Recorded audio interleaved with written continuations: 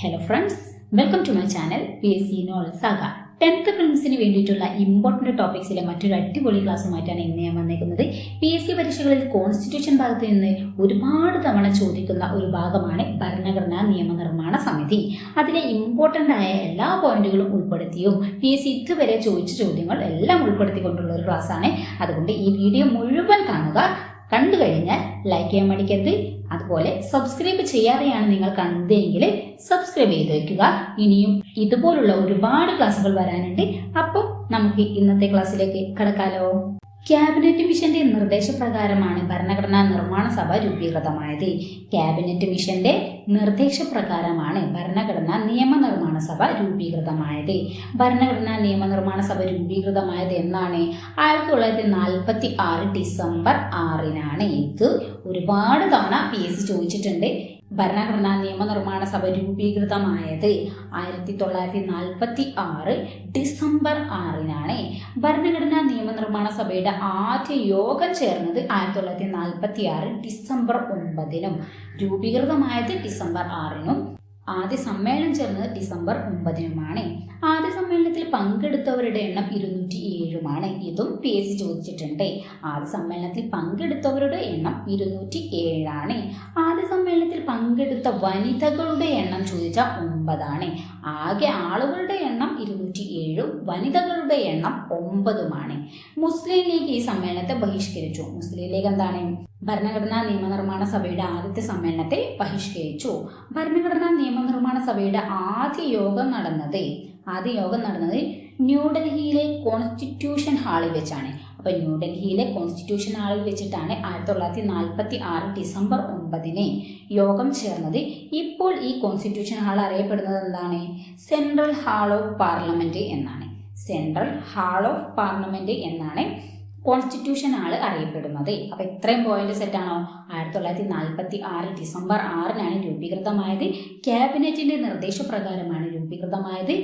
1946 December 9-ന് ആദ്യത്തെ യോഗം ചേർന്നു. എവിടെ വെച്ചാ ചേർന്നതെന്ന് ചോദിച്ചാൽ ന്യൂഡൽഹിയിലെ കോൺസ്റ്റിറ്റ്യൂഷൻ ഹാളിൽ വെച്ചാണ്. ഇപ്പോൾ അത് അറിയപ്പെടുന്നത് സെൻട്രൽ ഹാൾ ഓഫ് പാർലമെന്റ് എന്നാണ്. ഭരണഘടനാ നിർമ്മാണ സഭയുടെ ആദ്യ സമ്മേളനത്തിൽ പങ്കെടുത്തവരുടെ എണ്ണം 207-ഉം വനിതകളുടെ എണ്ണം 9-ഉമാണ്. ഓക്കെ. ഭരണഘടനാ നിയമനിർമ്മാണ സഭയെ ആദ്യമായി അഭിസംബോധന ചെയ്തത് JB കൃപലാനിയാണ്. JB കൃപലാനിയാണ് ഭരണഘടനാ നിയമനിർമ്മാണ സഭയെ ആദ്യമായി അഭിസംബോധന ചെയ്തത്.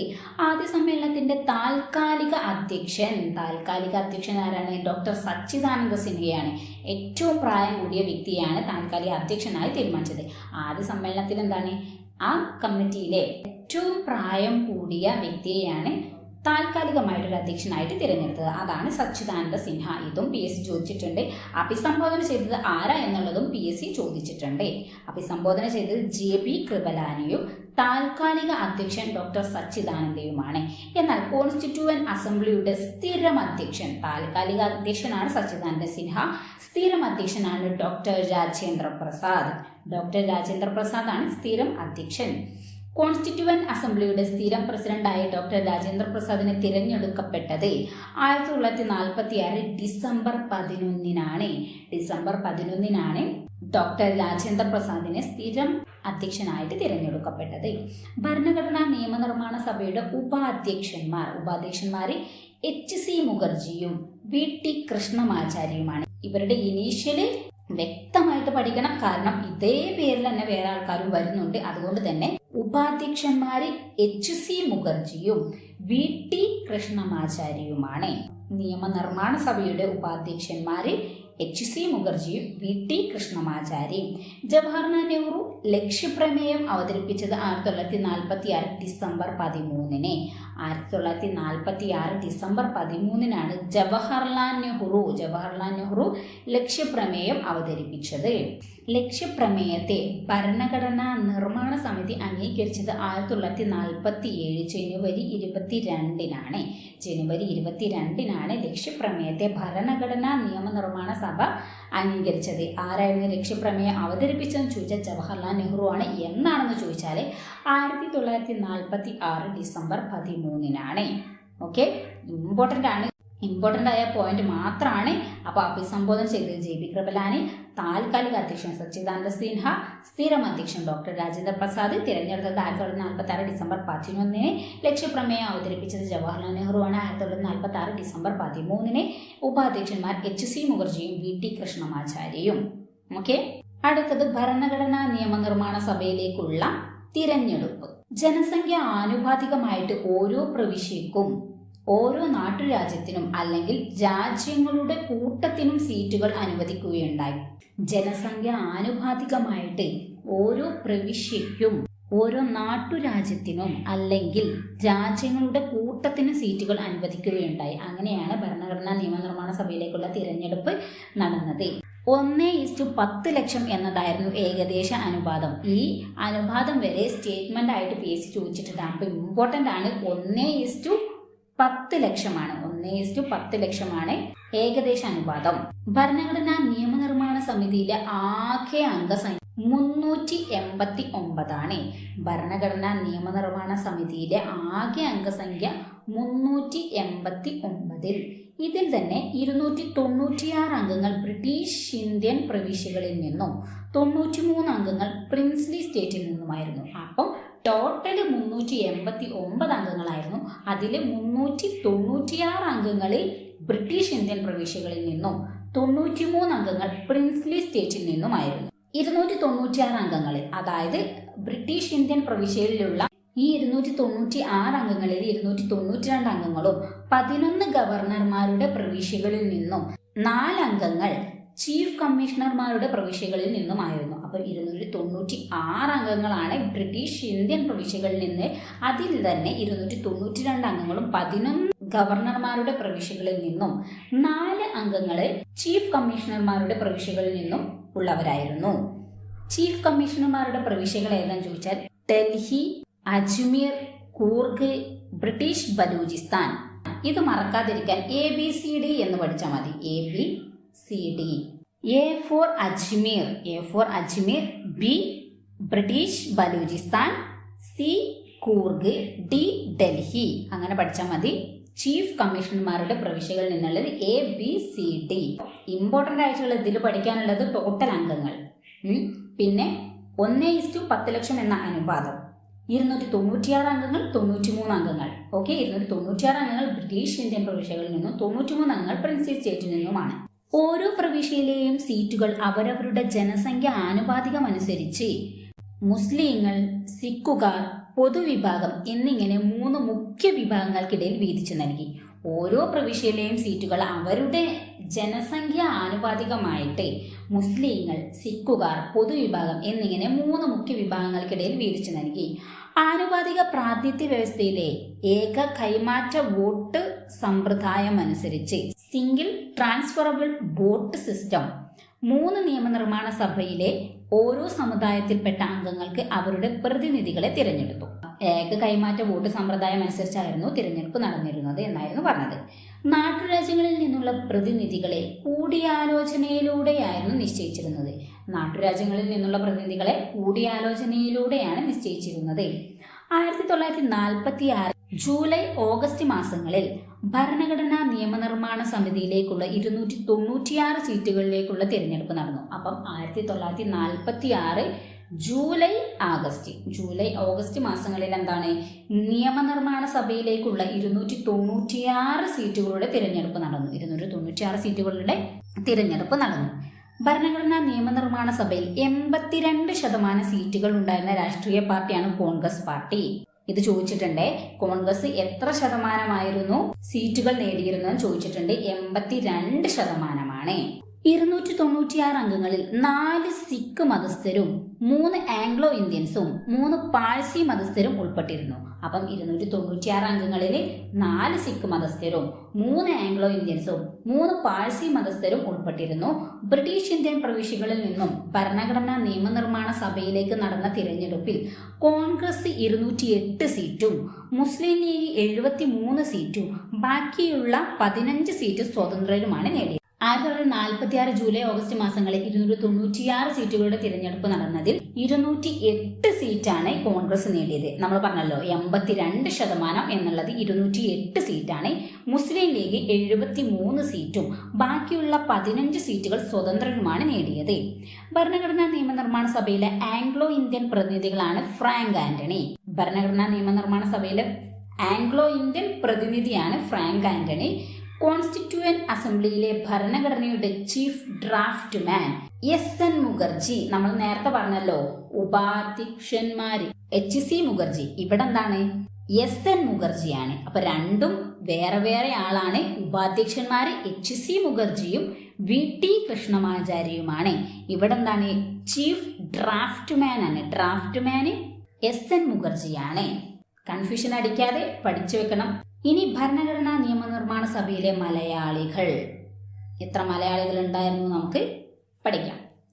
ഭരണഘടനാ നിയമനിർമ്മാണ സമിതിയിലെ മലയാളി അംഗങ്ങളാണ് 17. വനിതകൾ ഉൾപ്പെടെയാണ് 17 അംഗങ്ങൾ ഉള്ളത്. ഭരണഘടനാ നിയമനിർമ്മാണ സഭയിലെ മലയാളി വനിതകളുടെ എണ്ണം 3 ആണ്. 3 മലയാളി വനിതകളും ആകെ അംഗങ്ങൾ മലയാളി അംഗങ്ങൾ 17 വനിതകൾ ഉൾപ്പെടെ. ഇനി ആ അംഗങ്ങളെല്ലാം നമുക്ക് നോക്കാം. തിരുവിതാംകൂറിൽ നിന്ന് ഏതൊക്കെ അംഗങ്ങളാണ് ഉണ്ടായിരുന്നത് നോക്കാം.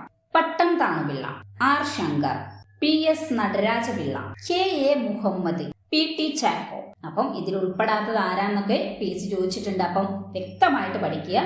പട്ടം A Thanupillai, R Shankar, PS Nataraja Pillai, KA Muhammad, PT Chacko. അപ്പം തിരുവിതാംകൂറിലെ ഇത്ര ആൾക്കാരാണുള്ളത്. കൊച്ചിയിൽ ആകെ ഒരാളേ ഉള്ളൂ, പനമ്പള്ളി ഗോവിന്ദമേനോൻ. പനമ്പള്ളി ഗോവിന്ദമേനോനാണ് കൊച്ചിയിലുണ്ടായിരുന്നത്. യുണൈറ്റഡ് പ്രൊവിൻഷ്യലുണ്ടായിരുന്നത് ഒരാളെന്നെ ഉള്ളൂ, ജോൺ മത്തായി. ജോൺ മത്തായി ആണ് യുണൈറ്റഡ് പ്രൊവിൻസിൽ ഉണ്ടായിരുന്നത്. അപ്പൊ തിരുവിതാംകൂർ, കൊച്ചി യുണൈറ്റഡ് പ്രൊവിൻസ്, ഇത് ഓക്കെ അല്ലേ? ഇനി അടുത്തതാണ് മദ്രാസ്. മദ്രാസിൽ ഉണ്ടായിരുന്നത് ആരൊക്കെയെന്ന് നോക്കാം.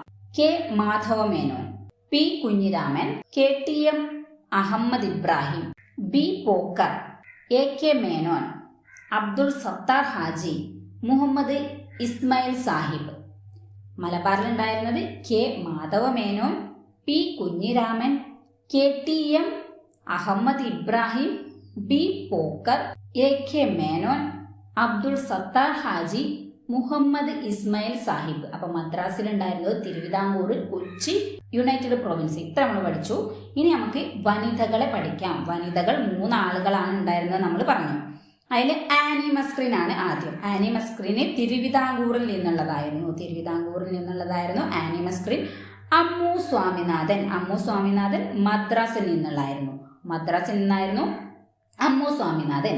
അടുത്തത് ദാക്ഷായണി വേലായുധനും മദ്രാസിൽ നിന്നാണ്. അപ്പൊ തിരുവിതാംകൂറിൽ ഒരു വനിത, മദ്രാസിൽ നിന്ന് 2 വനിത. ആനി അമ്മു ദാക്ഷായണി. തിരുവിതാംകൂർ, മലബാർ, കൊച്ചി, യുണൈറ്റഡ് പ്രൊവിൻസ്, പിന്നെ 3 വനിതകൾ. ഇതും നമ്മൾ പഠിച്ച് സെറ്റായി. മറന്നു പോകരുത്. ഇതെല്ലാം PSC ചോദിക്കുന്നതാണ്, ഇമ്പോർട്ടന്റ് ആണ്. ഇനി നമുക്ക് പഠിക്കാനുള്ളത് ഭരണഘടനാ നിയമനിർമ്മാണ സഭ സ്വാതന്ത്ര്യത്തിനു ശേഷം, ഇന്ത്യ വിഭജനത്തിനു ശേഷം ഭരണഘടനാ നിയമനിർമ്മാണ സഭയിലെ അംഗങ്ങളുടെ എണ്ണം 299 ആദ്യം 389 ആയിരുന്നു. ഈ 299 ബ്രിട്ടീഷ് ഇന്ത്യൻ പ്രവിശ്യകളുടെ അംഗങ്ങളുടെ എണ്ണം 229 പ്രിൻസ്ലി സ്റ്റേറ്റിലെ അംഗങ്ങളുടെ എണ്ണം 93 നിന്ന് 70 ചുരുങ്ങി. അപ്പം ആദ്യം 389 ആയിരുന്നു. അതിൽ 296 അംഗങ്ങളെ ബ്രിട്ടീഷ് ഇന്ത്യൻ പ്രവിശ്യയിൽ നിന്നായിരുന്നു. വിഭജനത്തിന് ശേഷം ഈ 296 229 കുറയുകയും 93 പ്രിൻസ്ലി സ്റ്റേറ്റ് എന്നുള്ളത് 70 പ്രിൻസ്ലി സ്റ്റേറ്റ് ആയിട്ട് ചുരുങ്ങി. ഭരണഘടനാ നിയമനിർമ്മാണ സമിതിയിലെ വനിതകൾ 17. വിഭജനത്തിനു ശേഷം വനിതകളുടെ എണ്ണം എത്രയായി? 15 ചുരുങ്ങി. അപ്പം വിഭജനത്തിന് ശേഷം 15 ചുരുങ്ങി. ആകെ വനിതകളുടെ എണ്ണം 17 വിഭജനത്തിന് മുൻപ്, വിഭജനത്തിന് ശേഷം 17. അതിൽ 3 മലയാളികൾ ഉണ്ടായിരുന്നു. ഇനി നമുക്ക് ഈ വിഭജനത്തിന് ശേഷം ഭരണഘടനാ നിയമനിർമ്മാണ സഭയിൽ ഉണ്ടായിരുന്ന വനിതകൾ നോക്കാം. 15 വനിതകളുണ്ട്. അമ്മു സ്വാമിനാഥൻ, ആനി മസ്ക്രീൻ, ദാക്ഷായണി വേലായുധൻ, ബീഗം അൽസ്വാസ് റസൂൽ, ദുർഗാഭായ് ദേശ്മുഖ്, ഹൻസ് ജീവരാജ് മേത്ത, ലീല റോയ്, മാലതി ചൗധരി, കമല ചൗധരി, പൂർണിമ ബാനർജി, രാജകുമാരി അമൃത് കൗർ, രേണുക റായ്, സരോജിനി നായിഡു, സുചേത കൃപലാനി, വിജയലക്ഷ്മി പണ്ഡിറ്റ്. അപ്പൊ 15 വനിതകളായിരുന്നു ഉണ്ടായിരുന്നത്. ഒന്നും കൂടി പറയാം. അമ്മു സ്വാമിനാഥൻ, ആനി മസ്ക്രി, ദാക്ഷായണി വേലായുധൻ, ബീഗം ഐസ്വാസ് റസൂൽ, ദുർഗാബായ് ദേശ്മുഖ്, ഹാൻസ് ജീവരാജ് മേത്ത, ലീല റോയ്, മാലതി ചൗധരി, കമല ചൗധരി, പൂർണിമ ബാനർജി, രാജ്കുമാർ അമൃത് കൗർ, രേണുക റോയ്, സരോജിനി നായിഡു, സുചേത കൃപലാനി, വിജയലക്ഷ്മി പണ്ഡിറ്റ്. അപ്പം 15 വനിതകളെയാണ് ഇപ്പൊ നമ്മൾ പഠിച്ചത്. ഭരണഘടനാ നിയമനിർമ്മാണ സഭയിൽ അംഗമായ ഏക മുസ്ലിം വനിത എന്ന് ചോദിച്ചാൽ ബീഗം ഐസ്വാസ് റസൂലാണ്. ബീഗം ഐസ്വാസ് റസൂലാണ് ഭരണഘടനാ നിയമനിർമ്മാണ സഭയിൽ അംഗമായ ഏക മുസ്ലിം വനിത. ഭരണഘടനാ നിയമനിർമ്മാണ സഭയിൽ അംഗമായ ഏക ദളിത് വനിത എന്ന് ചോദിച്ചാൽ ദാക്ഷായണി വേലായുധനാണ്. ദാക്ഷായണി വേലായുധൻ മദ്രാസിൽ നിന്നുള്ളതായിരുന്നു. അപ്പം ഏക ദളിത് വനിതയാണ്. ദളിത് വനിത അധായ നമ്മൾ പിടിക്കാം. ദളിത് ദാക്ഷായണി വേലായുധൻ. ദളിത് ദാക്ഷായണി വേലായുധൻ. അടുത്തത് ഭരണഘടനാ നിയമനിർമ്മാണ സഭയുടെ മുദ്രയായി തിരഞ്ഞെടുക്കപ്പെട്ടത് ആനയാണ്. മുദ്രയായി തിരഞ്ഞെടുക്കപ്പെട്ടത് ആന. ഭരണഘടനാ നിയമനിർമ്മാണ സഭയുടെ നിയമോപദേഷ്ടാവ് ലീഗൽ അഡ്വൈസറായി തിരഞ്ഞെടുക്കപ്പെട്ടത് BN റാവുവിനെയാണ്. BN റാവുവിനെയാണ് ഭരണഘടനാ നിയമനിർമ്മാണ സഭ നിയമോപദേഷ്ടാവായി തിരഞ്ഞെടുക്കപ്പെട്ടത്. ഭരണഘടനാ നിയമനിർമ്മാണ സഭയുടെ secretary HVR Iyengar. HVR Iyengar ആണ് ഭരണഘടനാ നിയമനിർമ്മാണ സഭയുടെ സെക്രട്ടറി. സ്വാതന്ത്ര്യത്തിനു ശേഷം ഭരണഘടനാ നിയമനിർമ്മാണ സമിതി ഇന്ത്യയുടെ നിയമനിർമ്മാണ സഭയായി സമ്മേളിച്ചത് 1947 നവംബർ 17 സ്വാതന്ത്ര്യത്തിനു ശേഷം ഭരണഘടനാ നിർമ്മാണ സമിതി ഇന്ത്യയുടെ നിയമനിർമ്മാണ സഭയായി സമ്മേളിച്ചത് 1947 നവംബർ 17 നിയമനിർമ്മാണ സഭയുടെ പ്രസിഡന്റ് ഡോക്ടർ രാജേന്ദ്ര പ്രസാദ്. നിയമനിർമ്മാണ സഭയുടെ പ്രസിഡന്റ് ഡോക്ടർ രാജേന്ദ്ര പ്രസാദ് ആണ്. സെക്രട്ടറി HVR അയ്യങ്കാർ എന്ന് നമ്മൾ പറഞ്ഞു. ഭരണഘടനാ നിയമനിർമ്മാണ സഭയുടെ സ്പീക്കർ GV മാവുലങ്കർ ആണ്. GV മാവുലങ്കർ ആണ് ഭരണഘടനാ നിയമനിർമ്മാണ സഭയുടെ സ്പീക്കർ. ഈ സ്ഥാനങ്ങളൊക്കെ നമുക്കൊന്നും കൂടി പറയാം. ഭരണഘടനാ നിയമനിർമ്മാണ സഭയുടെ നിയമോപദേഷ്ടാവ് BN Rao, secretary HVR Iyengar, president doctor Rajendra Prasad, speaker GV Mavalankar. ഇതൊക്കെ ഇമ്പോർട്ടന്റ് ആയ പോയിന്റ് ആണ്. അപ്പം ഇനി നമുക്കുള്ളതാണ് ഭരണഘടനാ രൂപീകരണം. ഇതെല്ലാം ഈ ഘട്ടങ്ങളിലൂടെ എല്ലാം കടന്നു പോയിട്ടാണ് നമുക്കൊരു ഭരണഘടന നിലവിൽ വന്നത്. അതിന്റെ രൂപീകരണം എങ്ങനെയൊക്കെയാണെന്ന് നമുക്ക് ഇനി നോക്കാം. ഭരണഘടനാ നിർമ്മാണം പൂർത്തിയാക്കാൻ എടുത്ത സമയം PSC ഒരുപാട് തവണ ചോദിച്ചിട്ടുണ്ട്. ഭരണഘടന പൂർത്തിയാക്കാൻ എടുത്ത സമയം 2 വർഷം 11 മാസം 18 ദിവസം. 2 വർഷം 11 മാസം 18 ദിവസം. പക്ഷേ PSCയുടെ ചില ഉത്തര സൂചികയിൽ 17 ദിവസം എന്നും കൊടുക്കാറുണ്ട്. അപ്പം ഇങ്ങനെ പഠിച്ചിട്ട് വെക്കാം. 2 വർഷം 11 മാസം 17 ദിവസം അല്ലെങ്കിൽ 18 ദിവസം ഇങ്ങനെ പഠിച്ചു വെക്കുക കേട്ടോ. അപ്പം 2 വർഷം 11 മാസം 18 ദിവസം അല്ലെങ്കിൽ 17 ദിവസം.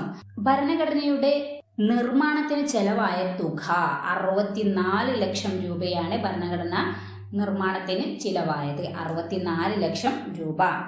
പൊതുജനാഭിപ്രായം അറിയാനായി ഭരണഘടനയുടെ കരട് രൂപം ഇന്ത്യയിലെ പ്രധാന പത്രങ്ങളിൽ പ്രസിദ്ധീകരിച്ചത് 48 ഫെബ്രുവരി 28 ഇങ്ങനെ 48 എന്ന് പറയുന്നത് ഡേറ്റോടെ 28 ആയതുകൊണ്ടാണ്. ഒരു 8. മറ്റ് നേരത്തെ നമ്മൾ പറഞ്ഞത് 47 നവംബർ 17 എന്ന് പറഞ്ഞു. അതാണ് ആ ഒരു പ്രാസം കിട്ടാൻ വേണ്ടിയിട്ടാണ് 1947 നവംബർ 17 എന്ത് ഇന്ത്യയുടെ നിയമനിർമ്മാണ സഭയായി സമ്മേളിച്ചത്. ഇവിടെ 48 ഫെബ്രുവരി 28 എന്താന്ന് വെച്ചാൽ ഭരണഘടനയുടെ കരട് രൂപം ഇന്ത്യയിലെ പ്രധാന പത്രങ്ങളിൽ പ്രസിദ്ധീകരിച്ചതാണ്. ഓക്കെ, അപ്പം ഭരണഘടനയുടെ പൂർണ്ണ രൂപം ആദ്യമായി അംബേദ്കർ ഭരണഘടനാ നിയമനിർമ്മാണ സഭയിൽ അവതരിപ്പിച്ചത് 1948 നവംബർ 4 അപ്പം BR അംബേദ്കർ ഭരണഘടനയുടെ ഫൈനൽ ഡ്രാഫ്റ്റ് ഭരണഘടനയിൽ അവതരിപ്പിച്ചത് 1948 നവംബർ 4 ഭരണഘടനയെ ഭരണഘടനാ നിർമ്മാണ സമിതി അംഗീകരിച്ചത്, ഇത് ഇമ്പോർട്ടൻ്റ് ആണ്, ഒരുപാട് തവണ PSC ചോദിച്ചിട്ടുണ്ട്. 1949 നവംബർ 26 ആയതുകൊണ്ട് തന്നെ ഭരണഘടനാ ദിനവും ദേശീയ നിയമദിനവുമായി ഭാരതത്തിൽ ആചരിക്കുന്നത് നവംബർ 26-നാണ്. ഓക്കെ, അപ്പം 1949 നവംബർ 26-നാണ് ഭരണഘടനാ നിയമനിർമ്മാണ സമിതി അംഗീകരിച്ചത്. ദേശീയ നിയമദിനമായി ഭാരതത്തിൽ ആചരിക്കുന്നത് നവംബർ 26-നാണ്. ഭരണഘടനാ നിർമ്മാണ സമിതിയിലെ അംഗങ്ങൾ ഭരണഘടനയിൽ ഒപ്പുവെച്ചത് 1950 ജനുവരി 24-ന്. 1950 ജനുവരി 24-നാണ് അംഗങ്ങൾ ഭരണഘടനയിൽ ഒപ്പുവെച്ചത്. ഭരണഘടനയിൽ ഒപ്പുവെച്ച അംഗങ്ങളുടെ എണ്ണം 284 ആണ്. 284 അംഗങ്ങളാണ് ഭരണഘടനയിൽ ഒപ്പുവെച്ചത്. സ്വാതന്ത്ര്യത്തിന് ശേഷം 299 അംഗങ്ങൾ ഉണ്ടായിരുന്നു. അതിൽ 284 അംഗങ്ങളും ഭരണഘടനയിൽ ഒപ്പുവെച്ചിട്ടുണ്ട്. അങ്ങനെ ആ പ്രോസസ് എല്ലാം കഴിഞ്ഞിട്ട് ഇന്ത്യൻ ഭരണഘടന നിലയിൽ വന്നത് 1950 ജനുവരി 26-നാണ്. 24-ന് എല്ലാവരും കൂടി ഒപ്പുവെച്ച് 2 ദിവസത്തിനു ശേഷം, അതായത് 1950 ജനുവരി 26-ന് ഭരണഘടന നിലവിൽ വന്നു. ജനുവരി 26 റിപ്പബ്ലിക് ദിനമായി തിരഞ്ഞെടുക്കാൻ ഒരു ചരിത്രപരമായ വസ്തുതയുണ്ട്. 1924-ലെ ലാഹോർ സെക്ഷൻ പ്രകാരം 1930-ൽ ഇതേ ദിവസമാണ് പൂർണ്ണ സ്വരാജ് ദിവസമായി ആഘോഷിക്കുന്നത്.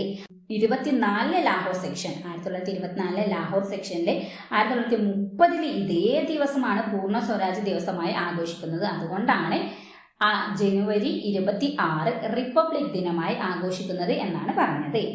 ഇന്ത്യ റിപ്പബ്ലിക്കായി പ്രഖ്യാപിച്ചത് 1950 ജനുവരി 26-നാണ്. അന്ന് തന്നെയാണ് ഇന്ത്യൻ ഭരണഘടന നിലയിൽ വന്നതും. ഓക്കെ, ഇതൊക്കെ ഇമ്പോർട്ടൻ്റ് ആണ്. ഈ ഡേറ്റുകളെല്ലാം ഇമ്പോർട്ടൻ്റ് ആണ്, വ്യക്തമായിട്ട് പഠിക്കുക. ഇന്ത്യയുടെ ആദ്യ പ്രസിഡന്റാണ് ഡോക്ടർ രാജേന്ദ്ര പ്രസാദ്. ഇന്ത്യയുടെ ആദ്യത്തെ പ്രസിഡന്റാണ് ഡോക്ടർ രാജേന്ദ്ര പ്രസാദ്.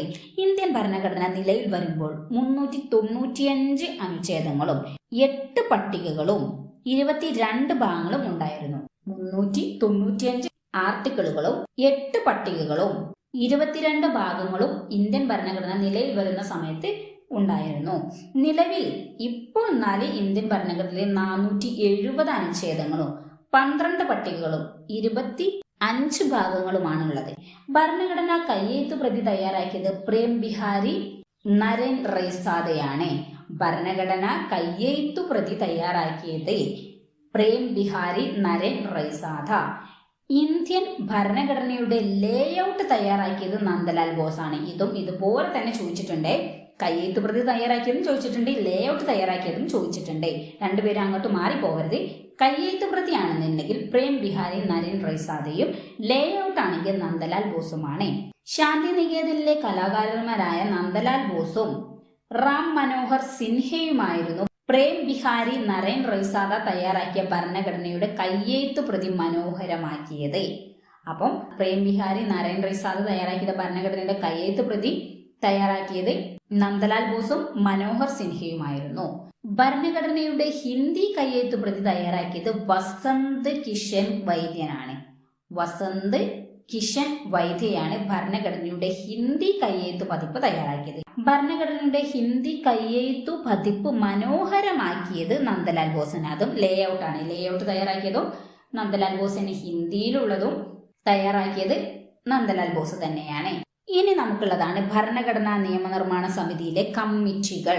കമ്മിറ്റികൾ ഇമ്പോർട്ടന്റ് ആണ്, PSC ചോദിക്കാറുണ്ട്. കമ്മിറ്റികൾ ഭരണഘടനാ നിർമ്മാണവുമായി ബന്ധപ്പെട്ട വിവിധ ഉത്തരവാദിത്തങ്ങൾ നിർവഹിക്കുന്നതിനായി 8 മേജർ കമ്മിറ്റികളും അനേകം മൈനർ കമ്മിറ്റികളും രൂപീകരിച്ചിട്ടുണ്ട്. 8 മേജർ കമ്മിറ്റികളും അനേകം മൈനർ കമ്മിറ്റികളും രൂപീകരിച്ചിട്ടുണ്ട്. അതിൽ മേജർ കമ്മിറ്റികൾ നോക്കാം. Union power committee. Union power committee Jawaharlal Nehru ആണ്. Union power committee Jawaharlal Nehru ആണ് അതിന്റെ ചെയർമാനെ. യൂണിയൻ കോൺസ്റ്റിറ്റ്യൂഷൻ കമ്മിറ്റി, അതും ജവഹർലാൽ നെഹ്റു ആണ് ചെയർമാനെ. യൂണിയൻ പവർ കമ്മിറ്റിയുടെയും യൂണിയൻ കോൺസ്റ്റിറ്റ്യൂഷൻ കമ്മിറ്റിയുടെയും ചെയർമാനെ ജവഹർലാൽ നെഹ്റു ആണ്. Provincial constitution committee. Provincial constitution committee ആണെന്നുണ്ടെങ്കിൽ സർദാർ വല്ലഭായ് പട്ടേൽ ആണ്. Provincial constitution committee Sardar Vallabhbhai Patel, union constitution committee Jawaharlal Nehru. Drafting കമ്മിറ്റിയുടെ ചെയർമാൻ BR അംബേദ്കർ ആണ് ഡ്രാഫ്റ്റിംഗ് കമ്മിറ്റിയുടെ ചെയർമാൻ. മൗലികാവകാശ കമ്മിറ്റി, ന്യൂനപക്ഷ ട്രൈബൽ കമ്മിറ്റി എന്നിവയൊക്കെ ചെയർമാൻ സർദാർ വല്ലഭായ് പട്ടേൽ തന്നെയാണ്. Rules of procedure committee doctor Rajendra Prasad. States committee Jawaharlal Nehru. Steering committee doctor Rajendra Prasad. Okay, അപ്പൊ 8 മേജർ കമ്മിറ്റികളാണ് ഉള്ളത്. Union power committee Jawaharlal Nehru, union constitution committee Jawaharlal Nehru, പിന്നെ സ്റ്റേറ്റ് കമ്മിറ്റി കൂടി ജവഹർലാൽ നെഹ്റു ഉണ്ട്. അപ്പൊ 3 കമ്മിറ്റികളാണ് ജവഹർലാൽ നെഹ്റു ചെയർമാൻ ആയിട്ടുള്ളത്. അടുത്തത് provincial constitution committee Sardar Vallabhbhai Patel, മൗലികാവകാശ കമ്മിറ്റി, ന്യൂനപക്ഷ ട്രൈബൽ കമ്മിറ്റി സർദാർ വല്ലഭായ് പട്ടേലാണ്. Drafting committee Ambedkar, rules of procedures doctor Rajendra Prasad, steering committee doctor Rajendra Prasad. ഇത്ര ഇമ്പോർട്ടന്റ് ആണ്, മേജർ കമ്മിറ്റികളാണ് ഈ 8 എണ്ണം. ഇത് പഠിക്കണം, ഇത് ഇമ്പോർട്ടന്റ് ആണ്.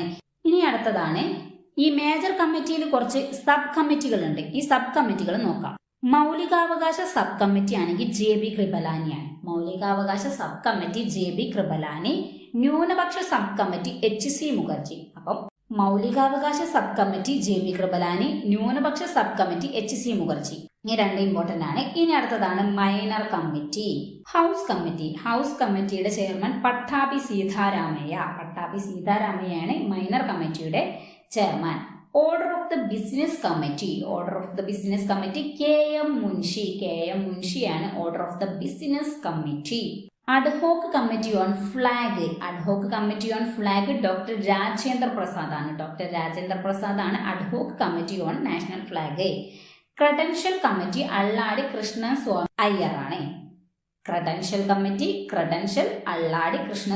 Iyer. Finance and staff committee doctor Rajendra Prasad ആണ്. അപ്പം ഒന്നും കൂടി പറയാം, മൈനർ കമ്മിറ്റികൾ ഒരുപാട് മൈനർ കമ്മിറ്റി ഉണ്ട്. ഇമ്പോർട്ടന്റ് ആയത് മാത്രമാണ് എടുത്തത്. ഹൗസ് പട്ടാഭി സീതാരാമയ്യാണ്. ഓർഡർ ഓഫ് ദ ബിസിനസ് ആണെന്നുണ്ടെങ്കിൽ KM മുൻഷി.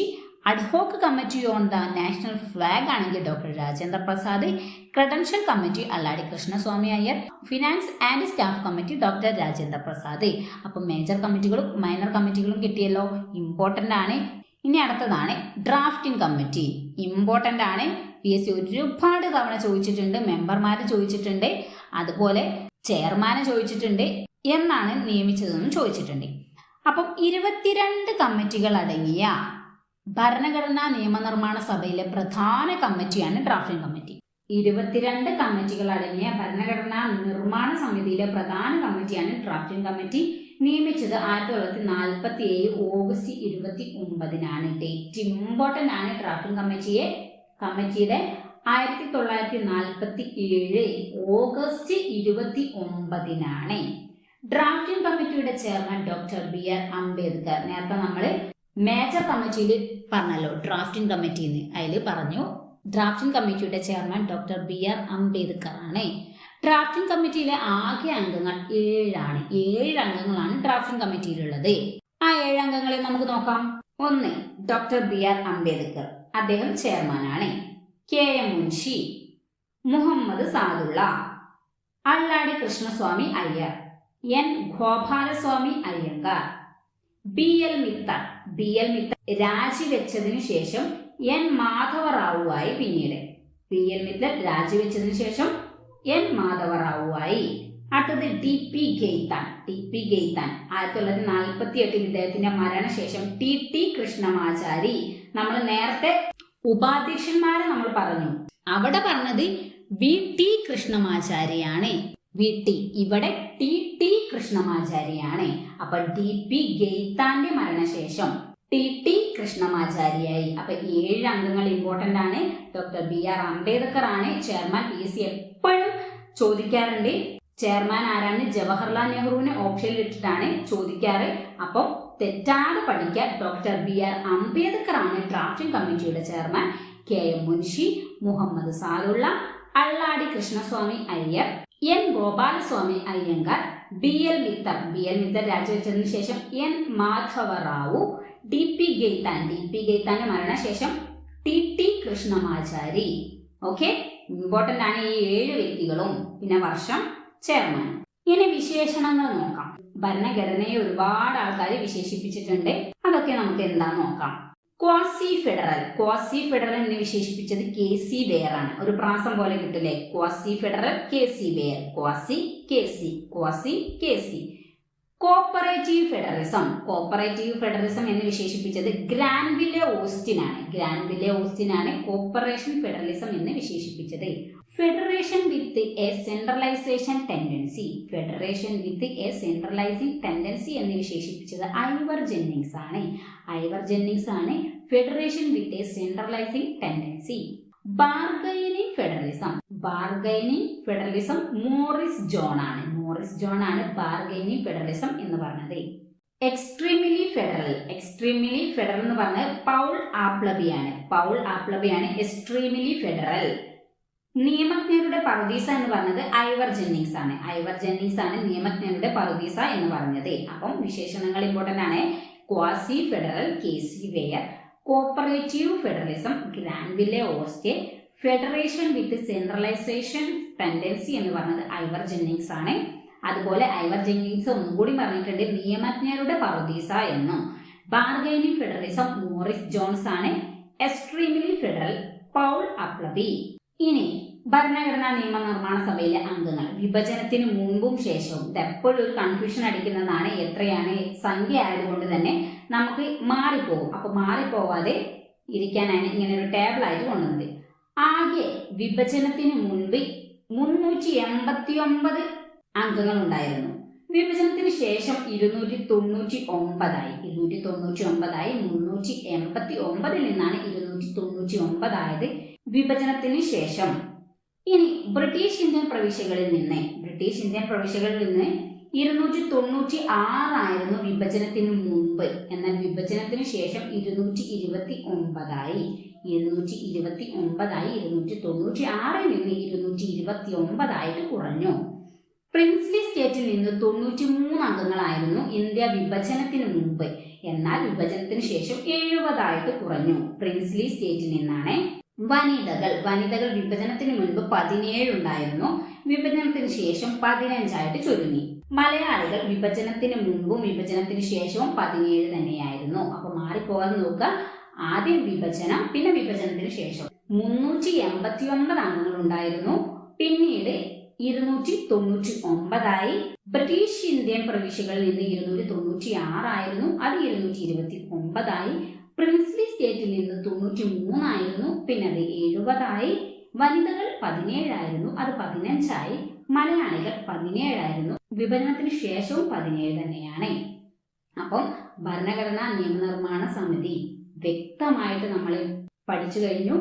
ഇമ്പോർട്ടന്റ് ആണ്. എല്ലാ ഇമ്പോർട്ടന്റ് ആയിട്ടുള്ള പോയിന്റും ഉൾപ്പെടുത്തിയിട്ടുണ്ട്. അപ്പോൾ വീഡിയോ നിങ്ങൾക്ക് ഇഷ്ടപ്പെട്ട ലൈക്ക് ചെയ്യുക. ഈ വീഡിയോ നിങ്ങൾക്ക് ഉപകാരപ്പെട്ടു എന്ന് തോന്നിക്കഴിഞ്ഞാൽ PSC പഠിക്കണം നിങ്ങളുടെ ഫ്രണ്ട്സ് എന്തെന്നുണ്ടെങ്കിൽ അവർക്ക് ഷെയർ ചെയ്യാൻ മടിക്കരുത്. അതുപോലെ സബ്സ്ക്രൈബ് ചെയ്യാതെയാണ് നിങ്ങൾ ഈ വീഡിയോ കാണുന്നത് എങ്കിൽ സബ്സ്ക്രൈബ് ചെയ്യാനും മറക്കരുത്. അപ്പോൾ അടുത്ത അടിപൊളി ക്ലാസ്സുമായിട്ട് വീണ്ടും കാണാം. Thank you.